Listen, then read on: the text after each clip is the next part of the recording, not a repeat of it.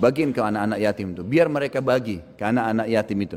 Kemudian suruh anak-anak yatim itu cerita, bagaimana rasanya tidak punya ayah, bagaimana rasanya tidak punya ibu. Dengan bahasa mereka, anak yatim kepada anak-anak kita. Saya jamin teman-teman sekalian, setelah pulang dari situ anak antum jadi orang baik sampai mati. Karena program hidupnya sekarang adalah bantu orang susah. A'udzu billahi minasy syaithanir rajim.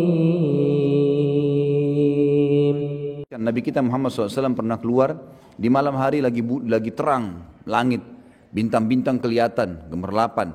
Apalagi zaman dulu tidak ada penerang lampu seperti kita, tidak ada penerangan lampu. Jadi kalau orang makin gelap, tidak ada penerangan lampu, makin terang kita melihat langit. Ya. Kelihatan bintang-bintang gemerlapan, kata Nabi SAW, apakah kalian lihat bintang-bintang itu? Kata mereka para sahabat, tentu ya Rasulullah, jelas sekali, terang. Kata Nabi SAW, demi zat yang ubun-ubunku dalam genggamannya, demi Allah, nanti kalian di istana, kalian di surga akan melihat istana-istana di atas kalian, derajat di atasnya, seperti kalian lihat dari bumi sekarang bintang-bintang itu. Jauh sekali, cuma bisa lihat cahayanya. Lalu mereka pun berkata, ya Rasulullah, apakah itu duduknya, tempatnya ahli surga, tempatnya para nabi-nabi? Kata Nabi SAW, bukan. Itu adalah tempat orang-orang soleh dari umatku. Perbedaan derajat di antara mereka. Jadi sangat luar biasa. Oleh karena itu teman-teman sekalian, jangan mulai sekarang, mulai detik ini, ubah sebuah pola hidup yang selalu ada pada diri kita. Seperti misal, banyak orang di antara kita banyak buang-buang waktu kosong. Waktu kosong. Pada saat lagi waktu kosong, kemana kebanyakan orang? Ke pasar, ke mall, habisin waktu. Berjam-jam habisin waktu di situ.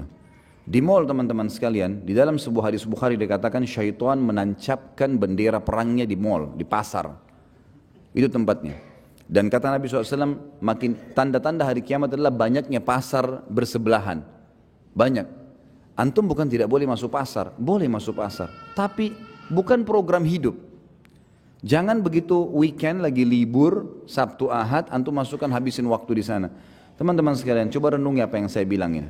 Mudah-mudahan kita bisa ambil pelajaran dari situ. Kalau weekend pun kita lagi tidak bisa, kita lagi liburan, Sabtu Ahad misalnya, kita lagi ada waktu lowong, gunakan, coba ubah sekarang pola pikirnya. Hiburan itu bukan mall, hiburan itu bukan pantai, hiburan itu bukan kolam renang. Hiburan itu bukan jalan menghabiskan waktu ke sana sini, buang-buang waktu. Tapi hiburan itu teman-teman sekalian adalah majelis ilmu. Hiburan yang sebenarnya adalah masjid. Hiburan sebenarnya pergi ke rumah anak yatim. Coba begini, teman-teman yang punya anak kecil, coba praktekin deh.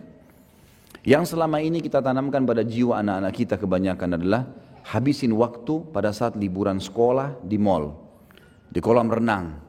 Kadang-kadang bahkan ada di pintu-pintu kolam renang, kita temukan ikhwah yang berjenggot, akhwatnya pakai jilbab besar, ngantar anaknya ke dalam kolam renang. Di dalam satu kolam renang semuanya telanjang.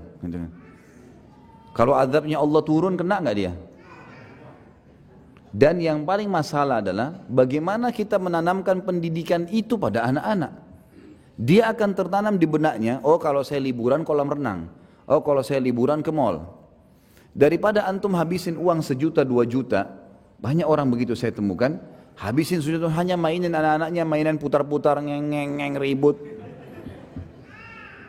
Sebentar naik ayah mau ini, ibu mau ini, gonta-ganti itu, habis percuma. Coba pakai pola ini. Uang yang 1 juta yang antum gunakan untuk habisin waktu tamasya, coba beli beras setengah kilo, bungkusin, bawa anak-anak di mobil, di kendaraan antum lalu bilang, nak, ayah sama ibu mau bawa kamu ke tempat yang paling menyenangkan. Apa itu ayah? Apa itu bu? Mall? Nanti lihat aja sendiri. Bawa ke panti asuhan. Begitu masuk parkir panti asuhan, mereka akan tanya, apa ini? Nanti kamu akan tahu nak, turun, jangan buru-buru.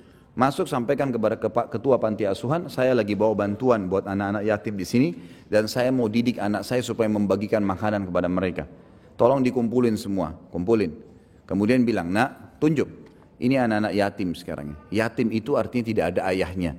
Lihat bagaimana ngumpul mereka di satu tempat seperti ini, makanan pun mereka makan rame-rame, mereka tidak bisa minta lebih kalau sudah habis. Orang tuanya nggak ada.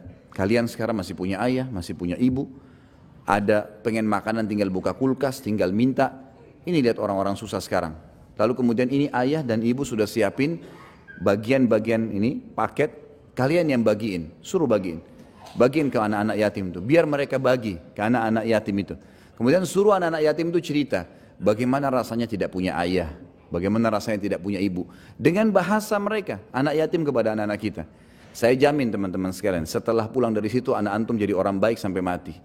Karena program hidupnya sekarang adalah bantu orang susah. Ada teman saya sampai sekarang, subhanallah, dia jalankan setiap minggu. Setiap minggu, begitu anaknya sudah libur Sabtu Ahad, masuk ke pelosok-pelosok Jawa Tengah, Jawa Barat, Jawa Tengah, sampai ke Jawa Timur. Naik mobil, sekeluarga, dia, istrinya sama anak-anaknya saja. Bawa paket beras, gula, setiap minggu. Penuh mobilnya di belakang. Dan dia bilang subhanallah, dia bilang sama sekali, teman dekat saya. Dia bilang subhanallah, semenjak saya lakukan program ini gak pernah susah rezeki saya. Ada saja datang. Saya masuk terus saya bawa, bagi-bagiin, suruh anak-anak saya di foto-foto sama dia. Ada orang yang rumahnya sudah mau rubuh, ada orang anak tidak bisa sekolah karena gak ada baju sekolahnya, ada yang gak ada sepatunya dan seterusnya. Akhirnya jadi sebuah program hidup. Anak-anaknya sekarang setiap kali mau tiba hari Sabtu, mereka sudah bilang, ayah tolong beliin duit, kasih duit beliin pensil, beliin pulpen. Ditanya untuk apa nak? Untuk kasih teman-teman saya di kampung yang kita mau datangin. Setiap minggu dia pindah-pindah kampung tuh.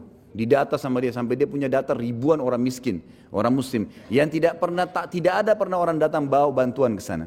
Dan anak-anaknya dari kecil sudah dilatih seperti itu. Sekarang anak-anaknya sudah mulai ada yang balik.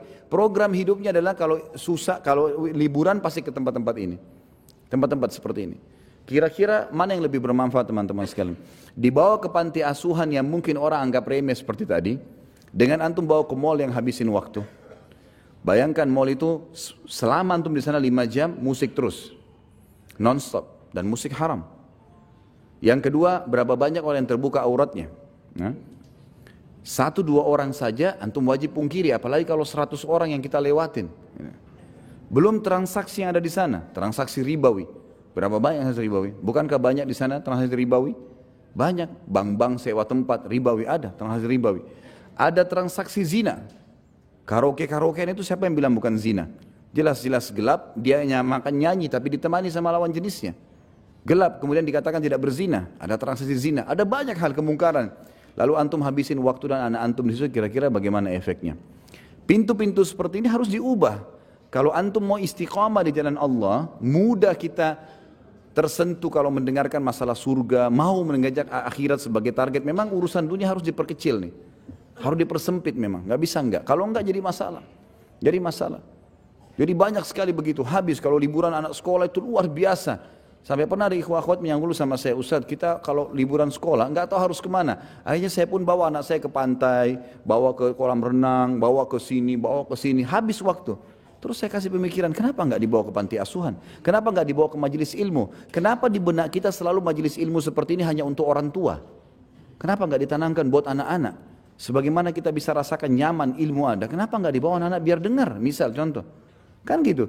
Kita ubah sekarang persepsi untuk itu, karena memang kalau mau jadi ahli surga seperti itu teman-teman sekalian. Memang harus betul-betul menyempitkan urusan yang bisa membuat kita lalai dari surga. Bahkan bahaya dekat dengan neraka. Contoh saja program sederhana. Saya kadang-kadang kalau ke masjid saya bawa anak-anak saya. Kadang-kadang anak perempuan saya pun ikut. Pada saat masuk masjid ada celengan, saya kasih duit. Ini nak, masukin ke sana. Mereka kasih, untuk apa abati? Dipanggil saya abati. Abati itu ayah sayang gitu. Saya bilang taruh dulu, masukin. Mereka masukin. Begitu mereka kembali, saya bilang ini masjidnya, rumahnya Allah. Itu kotak amal untuk kegiatan masjid. Biasakan kalian menyumbang. Masih kecil, 2 tahun, 3 tahun, 4 tahun, 5 tahun, anak-anak saya alhamdulillah, maka ikut. Akhirnya mereka bicara sama saya. Kalau masuk masjid, abati minta duitnya mau kasih celengan. Baik ini, kasih. Kalau lagi jalan, ada orang miskin lewat. Saya panggil. Lalu saya bilang sama mereka, orang itu mendekat mobil dikasih, ini kasih. Atau saya kasih mereka uang, ini uang, buka jendela kalian kasih dari sana. Kok dikasih tadi orang itu? Lihat orang itu bajunya, lihat susahnya hidup mereka. Kalau kita membantu orang susah, maka kita akan mendapatkan karunia Allah. Kata Nabi SAW, sesungguhnya kalian diberikan rezeki justru karena orang-orang susah di antara kalian. Maka setiap saya naik mobil, kalau anak-anak saya lihat orang susah, mereka tunjuk, itu abati orang susah tuh. Tunjuk, itu orang susah, itu orang susah. Berhenti, baik kasih sumbangan. Jadi tertanam dalam benak mereka itu. Kalau saya telepon lagi keluar, kemudian saya telepon tanya kabar mereka, yang saya tanya sudah sholat atau belum nak? Pertanyaan yang penting, sholat dulu, bukan sudah makan atau belum. Sudah sholat belum nak? Keluar jangan lupa tutup aurat. Hari ini sudah hafal surah apa nak? Oh surah ini ya berarti. Baik, berarti mau dengar. Coba baca deh. Baca, mereka semangat karena orang tuanya selalu tanya. Jadi itu yang kita hidupkan dalam suasana mereka. Kalau ini antum sedang mencetak kader-kader Rabbani. Ini yang dekat dengan Allah SWT dan ini menjadi aset amal jariah. Daripada kita buang-buang waktu, kita sendiri buang waktu, anak istri juga buang waktu, nggak ada gunanya. Nggak ada manfaatnya. Saya bicarakan dengan istri saya. Kalau sesuatu yang penting mendesak baru masuk ke mall. Kalau tidak jangan. Kalau darurat sekali baru. Bukan tidak boleh ya, tapi kalau darurat. Tapi kalau tidak, untuk apa habisin waktu? Seperti nanti kalau Ramadan tiba, ada orang habisin waktu. Dari pagi sampai tunggu buka puasa. Kenapa ini? Ada orang tidur dari pagi sampai menjelang buka puasa, cuma bangun sholat tidur lagi. Ini puasanya cuma setengah jam. Menjelang buka puasa baru bangun. Apa ini teman-teman sekalian? Di zaman Nabi SAW orang kalau lagi puasa jihad. Perang Badar di musim Ramadan.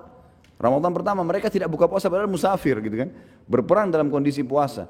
Jadi memang harus kita membentuk pribadi-pribadi yang menuju ke surga memang. Sehingga hawa nafsu dunia ini akan ditinggalkan.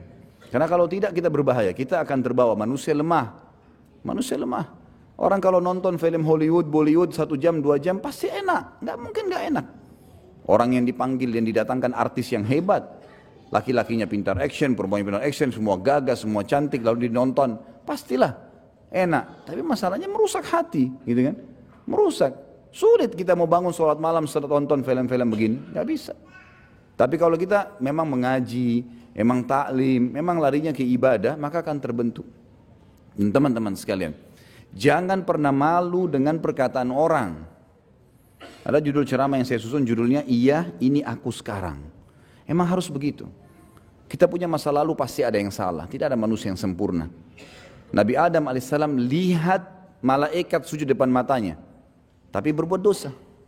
Cuma orang mukmin buat dosa, tahu salah tidak diulangin. Itu yang benar. Bukan dia sudah tahu salah lalu diulangin. Ini berbahaya. Gitu kan? Ini sudah masuk dalam perbuatan mungkar yang berbahaya. Bisa jadi istidraj. Bisa sampai pada tingkatan azabnya Allah di situ. Nabi Musa alaihissalam pernah buat salah, Nabi Yunus alaihissalam pernah buat salah, gitu kan? Mereka punya berbuat salah. Umar bin Khattab adalah orang yang paling benci Islam sebelum Islam. Kita tidak lihat masa lalunya, yang dilihat masa sekarangnya, gitu kan? Akhirnya setelah dia masuk Islam, dia orang yang paling tegas terhadap orang kafir. Pada saat dia sebelum masuk Islam, dia peminum khamr. Pada saat masuk Islam, dia yang menjadi penyebab turunnya ayat pengharaman khamr. Tiap hari berdoa, ya Allah haramkan minuman ini buat kami, haramkan buat kami. Padahal kemarin pecandu besar. Orang lihat masa sekarang. Sebelum masa jahiliyah bergaul sama wanita. Setelah masuk Islam, Umar bin Khattab yang menjadi penyebab turunnya ayat-ayat hijab. Turunnya ayat hijab justru karena Umar bin Khattab berdoa, ya Allah tutup aurat wanita kami. Tutup aurat wanita kami. Selalu sampai turun ayat hijab. Dan ada 13 ayat yang turun. Semuanya berhubungan dengan permintaan Umar bin Khattab kepada Allah subhanahu wa ta'ala. Jadi memang masa lalu gak dilihat teman-teman sekalian. Kalau ada teman-teman yang lihat kita kena berubah penampilan, karena orang kalau lebih dekat kepada akhirat memang berubah tuh. Lebih tenang, jalannya lebih teratur, lebih tawadhu, lebih merendah, kata-katanya lebih santun, selalu mau berbuat baik, membela orang yang sedang terzalimi. Kita selalu begitu, terbawa dengan arus ingin mengejar pahala dan takut berbuat dosa. Itu wajar, orang akhirat begitu. Nanti akan ada olok-olok tuh. Kamu alim ya sekarang, kamu begini ya, kamu begitu ya. Jawab, iya, ini aku sekarang. Dulu ya dulu. Bahkan sampai separah apapun, seorang wanita pernah pelacur misalnya, atau seorang laki-laki memang pernah juga ngelacur, istilahnya sudah nakal sekali luar biasa, terus sekarang dapat hidayah taubat, tetap sama jawabannya, iya ini aku sekarang. Dulu kamu begitu ya, dulu juga kamu begitu, iya memang dulu, sekarang ini aku. Saya bertobat kepada Allah, mudah-mudahan Allah maafkan, itu yang penting. Jadi jangan pernah malu melihat perubahan-perubahan atau terjadi perubahan itu pada diri kita. Ini penting ya, sempitkan semua jalan-jalan menuju ke neraka, buka semua pintu menuju ke surga dengan program-program hidup yang positif ke surga dan tinggalkan semua program negatif dalam neraka. Kemudian sama hal tadi yang saya jelaskan, bagaimana kita tidak boleh malu pada saat terjadi perubahan pada diri kita. Bismillahirrahmanirrahim.